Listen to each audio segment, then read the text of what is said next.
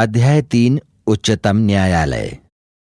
अब हम भारतीय संविधान के भाग 5 के अंतर्गत अध्याय 3, जो कि संघ की न्यायपालिका से संबंधित है, के बारे में अध्ययन करें।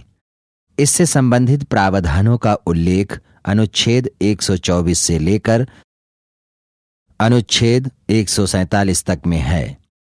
संविधान के द्वारा इस अध्याय के अंतर्गत अमेरिकी संविधान के विपरीत संपूर्ण भारत के लिए एकीकृत न्यायपालिका की व्यवस्था की गई है, जिसके अंतर्गत शीर्ष स्थान पर उच्चतम न्यायालय व उसके अधीन उच्च न्यायालय आते हैं। भारत में उच्चतम न्यायालय की स्थापना सर्वप्रथम 1773 के रेगुलेटिंग एक्ट के अंतर्गत कलकत्ता में की गई थी तथा एकल न्यायपालिका की व्यवस्था भारत सरकार अधिनियम 1935 से ग्रहण की गई है। इस अध्याय के अंतर्गत हम उच्चतम न्यायालय, जो कि दिल्ली में स्थापित किया गया है, के गठन, स्वतंत्रता, शक्तियां एवं क्षेत्राधिकार इत्यादि के बारे में अध्ययन करेंगे। उच्चतम न्यायालय का गठन। अनुच्छेद 124 के अनुसार भारत का एक उच्चतम न्यायालय अर्थात सुप्रीम कोर्ट होगा, जो भारत के मुख्य न्यायमूर्ति और 7 से अनधिक न्यायाधीशों से मिलकर बनेगा, किंतु संसद विधि बनाकर न्यायाधीशों की संख्या को घटा बढ़ा सकती है। वर्तमान समय में इसमें न्यायाधीशों की कुल संख्या 31 है, जिसमें एक मुख्य न्यायाधीश तथा 30 अन्य न्यायाधीश शामिल हैं। 2009 में संसद ने न्यायाधीशों की संख्या 26 से बढ़ाकर 31 कर दी थी, जो वर्तमान में जारी है। न्यायाधीशों की नियुक्ति। उच्चतम न्यायालय के न्यायाधीशों की नियुक्ति राष्ट्रपति द्वारा की जाती है। वह संविधान के द्वारा निर्धारित अर्हता रखने वाले किसी भी व्यक्ति को भारत के मुख्य न्यायमूर्ति के रूप में नियुक्त कर सकता है, किंतु अन्य न्यायाधीशों की नियुक्ति के मामले में वह भारत के मुख्य न्यायमूर्ति से परामर्श लेने के लिए बाध्य है। संविधान में मुख्य न्यायाधीश की नियुक्ति से संबंधित बाध्यता न होने के बावजूद प्रारंभ से ही उच्चतम न्यायालय के वरिष्ठतम न्यायाधीश को ही मुख्य न्यायमूर्ति के पद पर नियुक्त करने की परंपरा का पालन किया जा रहा है। इसके अतिरिक्त सर्वोच्च न्यायालय के अन्य न्यायाधीशों की नियुक्ति राष्ट्रपति मुख्य न्यायाधीश की परामर्श से करता है। मुख्य न्यायाधीश की राय सर्वोच्च न्यायालय के 3 या 4 वरिष्ठतम न्यायाधीशों की एक मंडली, जिसे कोलिजियम कहते हैं, पर आधारित होती है। अर्थात मुख्य न्यायाधीश की नियुक्ति में वरिष्ठता के सिद्धांत को अपनाया जाता है, जबकि अन्य न्यायाधीशों की नियुक्ति के लिए कोलिजियम की व्यवस्था की गई है, जिसकी राय पर न्यायाधीश की नियुक्ति की जाती है। यद्यपि यह कोलिजियम की व्यवस्था समय समय पर विवादास्पद बनती रही है।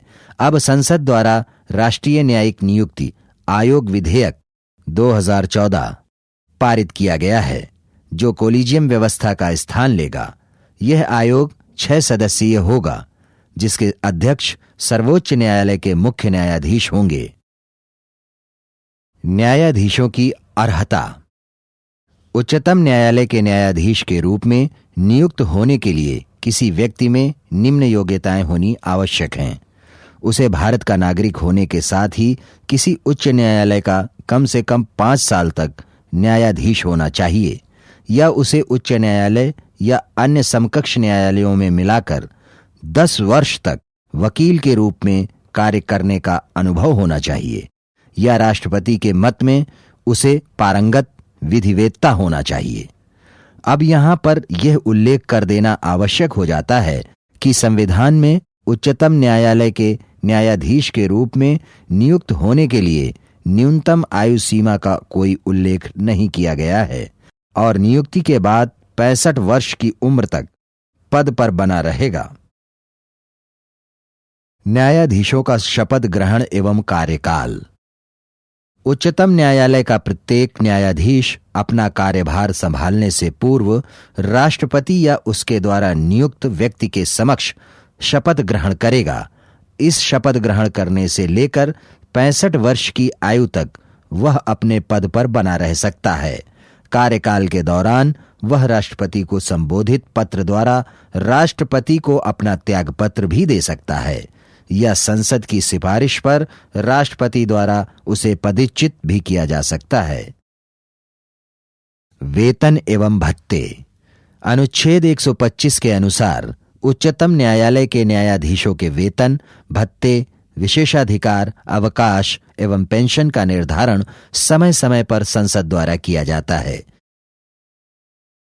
वर्तमान में भारत के मुख्य न्यायमूर्ति को 1 लाख रुपए प्रतिमाह तथा अन्य न्यायाधीशों को 90,000 रुपए प्रतिमाह वेतन तथा अन्य भत्ते दिए जाते हैं।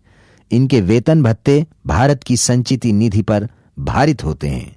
वित्तीय आपातकाल को छोड़कर अन्य किसी स्थिति में इनके वेतन भत्तों में कोई कटौती नहीं की जा सकती है। इनके पेंशन का निर्धारण न्यायाधीशों के कार्यकाल के अंतिम माह के वेतन के आधार पर किया जाता है। कार्यकारी मुख्य न्यायाधीश एवं तदर्थ न्यायाधीश। अनुच्छेद 126 के अनुसार राष्ट्रपति किसी न्यायाधीश को भारत के उच्चतम न्यायालय का कार्यकारी मुख्य न्यायाधीश नियुक्त कर सकता है जब मुख्य न्यायाधीश का पद रिक्त हो या वह अस्थायी रूप से अनुपस्थित हो अथवा वह अपने दायित्वों का निर्वहन करने में असमर्थ हो। इसी तरह से अनुच्छेद 127 के अनुसार जब किसी समय न्यायालय के किसी सत्र को आयोजित करने या चालू रखने के लिए स्थायी न्यायाधीशों का अभाव हो, तब भारत का मुख्य न्यायमूर्ति राष्ट्रपति की पूर्व सहमति से तथा संबंधित उच्च न्यायालय के मुख्य न्यायमूर्ति से परामर्श करके किसी उच्च न्यायालय के किसी भी न्यायाधीश को उच्चतम न्यायालय की बैठकों में उतनी अवधि के लिए जितनी आवश्यक हो तदर्थ न्यायाधीश के रूप में कार्य करने के लिए निर्देश दे सकता है। उच्चतम न्यायालय का स्थान। संविधान में उच्चतम न्यायालय का स्थान दिल्ली घोषित किया गया है, लेकिन भारत के मुख्य न्यायाधीश को यह अधिकार प्राप्त है कि वह राष्ट्रपति की पूर्व अनुमति से इसका स्थान कहीं और निर्धारित कर सकता है।